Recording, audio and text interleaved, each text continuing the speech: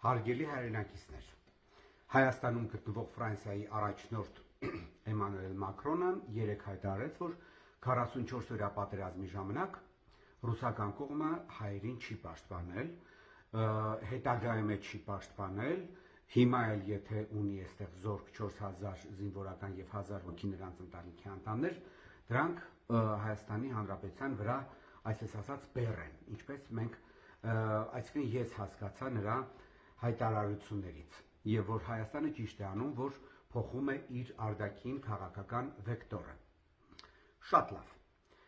Ենթադրում եմ, որ Ֆրանսիայի առաջնորդը կամ ամնեզիայով է տառապում, կամ ընդհանրապես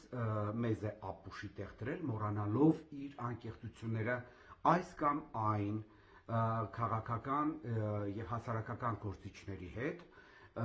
եւ հիմա փորձում է մատուցել իրավիճակ Արցախում ստեղծված իրավիճակի ժամանակին այնպես, ինչպես ձեռնտու է Նիկոլ Անհողին, որովհետև ինքը հիմա Հայաստանում է գտնվում Նիկոլի PR-ը կազմակերպելու համար։ Իսկ հիմա երկու ուրեմն առանձին դրվագներով անդրադառնանք Էմանուել Մակրոնի հայտարարություններին։ Նախ ինչ վերաբերում է Ռուսաստանը եղել է Հայաստանի կողքին թե չէ։ Ես բազմիցս եմ նշել, որ Նիկոլի իշխանությունը Հայաստանում պահպանվել է ի շնորհիվ Վլադիմիր Պուտինի,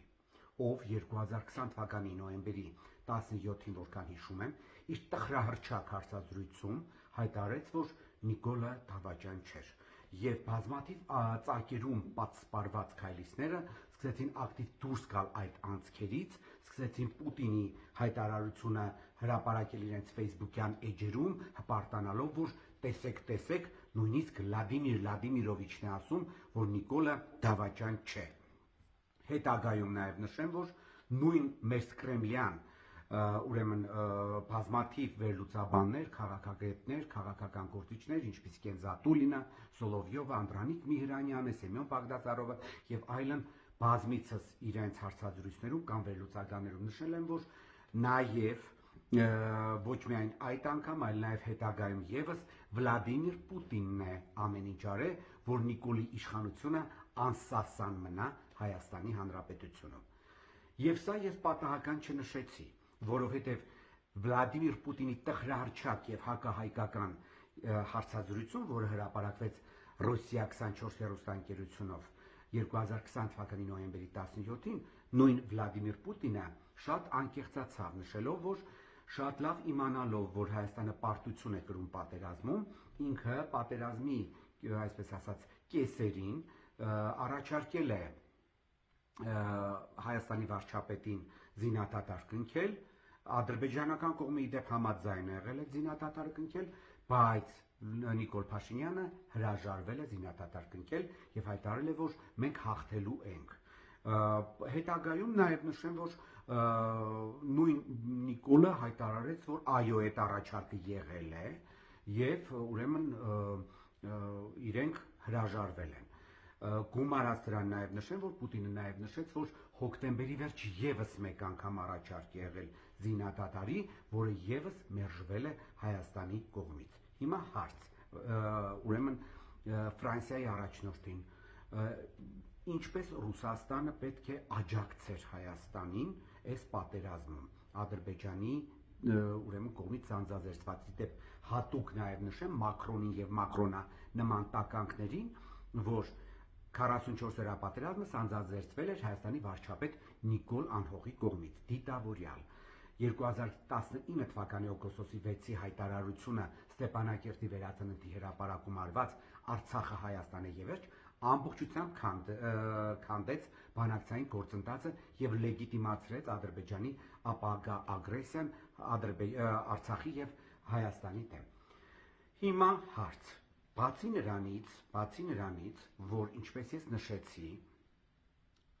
Ռուսաստանի Դաշնությունը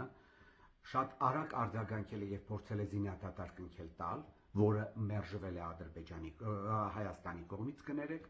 բացի նրանից, որ ես որպես գյումրեցի, որտեղ տեղակայված է 102-րդ ռազմաբազան, շատ բաներ եմ տեսել 44 օրյա պատերազմի ժամանակ եւ նպատակ չունեմ հիմա Մակրոնի կամ Մակրոնանման ճոր կենթանիների ուրեմն զառանցանքների արդյունքում բացահայտեմ, Ռուսաստանը օգնել է, ինչքան որ հնարավոր է օգնել է, ես ռուսամետ չեմ, բայց ես իմ աչքով տեսածի մասին եմ խոսում, հարգելի հայրենակիցներ։ Հիմա հարց, ինչ պետք է անել, ոչ։ Ինչ պետք է անել։ Զինադադար առաջարկել է, այլ ձևաչափերով օգնել է Ռուսաստանը մեզ։ Ով ասում է չի օգնել, գլուխը քարին է տվել, ես է պատին է տվել, թող նույն Մակրոնը այդ զառանցանքները գնա իր Փարիզում հայտարարի։ Ով է մեղավոր, որ մեր երկիրը Նիկոլի նման ղեկավարներ, ով մեզ տարավ պարտության։ Այսինքն Մակրոնի հայտարարությունները ուղղակի սուտ են։ Երկրորդը, հարգելի հայրենակիցներ, այդ նույն Մակրոնը մոռանում են, որ հայկական համայնքի առաջնորդներից մեկի Մուրադ Փափազյանի մոտ բամբասվել էր, որ 2022 թվականի հոկտեմբերի 6-ին Պրահայում տեղի ունեցած բանակցությունների ժամանակ, որի ժամանակ այդ բանակցությունների ընթացքում Նիկոլ Անհողը Արցախը ճանաչել էր Ադրբեջանի մաս, ինքը վրտոված Մուրադ Փափազյանին ասել էր, որ ձեր երկրի, ձեր հայրենիքի վարչապետը բացարձակ չի պաշտպանում Հայաստանին եւ հայ ժողովրդին։ Ավելին, ինքը ծպտուն չի հանում, որից լկտի անում են Ադրբեջանի բռնապետը եւ Ադրբեջանի բռնապետի կողքին կանգնած է եւս մեկ ֆրանսիացի, Շարլ Միշելը, ազգությամբ ֆրանսիացի։ Եվ բացի դրանից, նույն Նիկոլ Անհողը եւ նույն Մակրոնը եւ նույն Շարլ Միշելը երեքով հանգիստ Պրահայում Արցախը ճանաչել էին Ադրբեջանի մաս։ Այսինքն Նիկոլը ստորագրել էր, երկու ֆրանսիացիներն էլ կանգնել էին ուրեմն Նիկոլի թիկունքում։ Այդ ամեն ինչի արդյունքում։ Ու հիմա Ֆրանսիայի առաջնորդ եկել բամբասվում է, թե բա ռուսները չեն օգնել։ Նախ ամենաառաջինը նույն Մակրոնը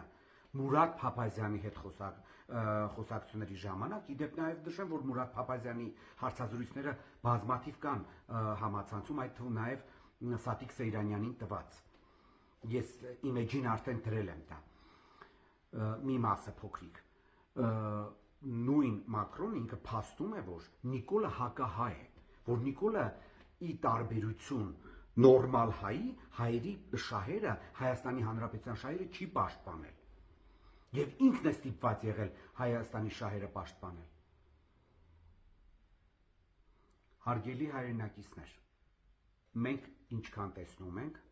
Մակրոնի այցը ունի երկու նպատակ Հայաստանի Հանրապետությունում։ Նախ, այսպես կոչված եվրոպացիների շաբշը Երևանում ուղղակիորեն կանաչ լույս է վառում Նիկոլի առաջ, որպեսզի վերջինս ընտրությունները կեղծի այնպես, ինչպես ինքը ուզում է, հետագայում ժողովրդական հուզումները ճնշի բիրտ ուժով։ Եվրոպացիները դրան կանաչ լույս են տվել։ Երկրորդը այն է, որ Ֆրանսիան շարունակում է մաքրել Հայաստանը Ռուսաստանից Թուրքիային նվիրելու համար։ Ինչի եմ ես այս կարծիք հայտնում։ Հարգելի հայրենակիցներ, եթե Մակրոնը հայտարարում է, որ ռուսները մեր կողքին չեն, եւ գտնում է, որ մենք անվտանգային խնդիր ունենք, ինքը դա հայտարարում է։ Ինչի՞ չի ասում, օրինակ, թող ռուսները դուրս գան Հայաստանի Հանրապետությունից, մենք մեր բազանքը տեղակայենք։ Ոչ, ինքը անկեղծ է մեզ հետ, հարգելի հայրենակիցներ։ Ինքը ուզում է մաքրել Հայաստանը ռուսներից, որովհետև իրանք բոլորով գլոբալ հարց են լուծում եւ այն նվիրել Թուրքիային, որպես արևմուտքի թիվ 1 գործընկերը մեր տարածաշրջանում, որովհետև իրենց արտաքին քաղաքականության հիմքում մերկանտիլիզմն է, այսինքն օգուտ ստանալն է։ Հայաստանը չի կարող իրենց այնքան օգուտ տալ իրեն ինչպես Թուրքիան, ինչպես եղել է 19-րդ դարում, 19-րդ դարի վերջին, 20-րդ դարի սկզբին։ Եվ երբեք չմոռանաք, հարգելի հայրենակիցներ, որ Ֆրանսիան միշտ հայ ժողովրդին եւ Հայաստանի շահերը ստորադասել է ուրեմն Թուրքիայի հետ հարաբերություններում։ Դա եղել է եւ 1878 թվականի հունիսի 1-ից հուլիսի 1-ը տեղի ունեցած